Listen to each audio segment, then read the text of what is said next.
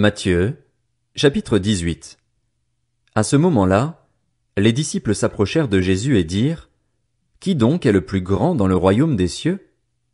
Jésus appela un petit enfant, le plaça au milieu d'eux et dit, « Je vous le dis en vérité, si vous ne vous convertissez pas et si vous ne devenez pas comme les petits enfants, vous n'entrerez pas dans le royaume des cieux.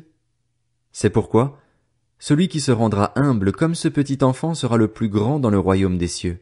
Et celui qui accueille en mon nom un petit enfant comme celui-ci m'accueille moi-même. Mais si quelqu'un fait trébucher un seul de ces petits qui croient en moi, il vaudrait mieux pour lui qu'on suspende à son cou une meule de moulin et qu'on le jette au fond de la mer. Malheur au monde à cause des pièges. Les pièges sont inévitables, mais malheur à l'homme qui en est responsable. Si ta main ou ton pied te pousse à mal agir, coupe-les et jette-les loin de toi. Mieux vaut pour toi entrer dans la vie boiteux ou manchot que d'avoir 2 pieds ou 2 mains et d'être jeté dans le feu éternel. Et si ton œil te pousse à mal agir, arrache-le et jette-le loin de toi. Mieux vaut pour toi entrer dans la vie avec un seul œil que d'avoir 2 yeux et d'être jeté dans l'enfer de feu. Faites bien attention de ne pas mépriser un seul de ces petits, car je vous dis que leurs anges dans le ciel sont continuellement en présence de mon Père céleste. En effet, le Fils de l'homme est venu sauver ce qui était perdu. Qu'en pensez-vous? Si un homme a 100 brebis et que l'une d'elles se perde, ne laisse-t-il pas les 99 autres sur les montagnes pour aller chercher celle qui s'est perdue? Et s'il la trouve, je vous le dis en vérité, il en a plus de joie que des 99 qui ne sont pas perdus. De même, ce n'est pas la volonté de votre Père céleste qu'il se perde un seul de ses petits. Si ton frère a péché contre toi, va et reprends-le seul à seul. S'il t'écoute, tu as gagné ton frère. Mais s'il ne t'écoute pas, prends avec toi 1 ou 2 personnes, afin que toute l'affaire se règle sur la déclaration de 2 ou de 3 témoins. S'il refuse de les écouter, dis-le à l'Église. Et s'il refuse aussi d'écouter l'Église, qu'il soit à tes yeux comme le membre d'un autre peuple et le collecteur d'impôts.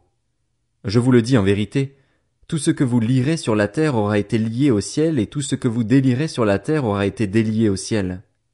Je vous dis encore que si 2 d'entre vous s'accordent sur la terre pour demander quoi que ce soit, cela leur sera accordé par mon Père céleste. En effet, là où 2 ou 3 sont rassemblés en mon nom, je suis au milieu d'eux. Alors Pierre s'approcha de Jésus et lui dit, « Seigneur, combien de fois pardonnerai-je à mon frère lorsqu'il péchera contre moi? Est-ce que ce sera jusqu'à 7 fois? » Jésus lui dit, « Je ne te dis pas jusqu'à 7 fois, mais jusqu'à 70 fois 7 fois. C'est pourquoi le royaume des cieux ressemble à un roi qui voulut régler ses comptes avec ses serviteurs. Quand il se mit à l'œuvre, on lui en amena un qui devait 10 000 sacs d'argent. Comme il n'avait pas de quoi payer, son maître ordonna de le vendre, lui, sa femme, ses enfants et tout ce qu'il avait, afin d'être remboursé de cette dette. Le serviteur se jeta par terre et se prosterna devant lui en disant, « Seigneur, prends patience envers moi et je te payerai tout. » Rempli de compassion, le maître de ce serviteur le laissa partir et lui remit la dette. Une fois sorti, ce serviteur rencontra un de ses compagnons qui lui devait 100 pièces d'argent. Il l'attrapa à la gorge et se mit à l'étrangler en disant, « Paye ce que tu me dois. » Son compagnon tomba à ses pieds en le suppliant. « Prends patience envers moi et je te payerai. » Mais l'autre ne voulut pas et alla le faire jeter en prison jusqu'à ce qu'il ait payé ce qu'il devait. À la vue de ce qui était arrivé, ses compagnons furent profondément attristés, et ils allèrent raconter à leur maître tout ce qui s'était passé. Alors le maître fit appeler ce serviteur et lui dit, « Méchant serviteur, je t'avais remis en entier ta dette parce que tu m'en avais supplié. Ne devais-tu pas, toi aussi, avoir pitié de ton compagnon comme j'ai eu pitié de toi? » Et son maître, irrité, le livra au bourreau jusqu'à ce qu'il ait payé tout ce qu'il devait.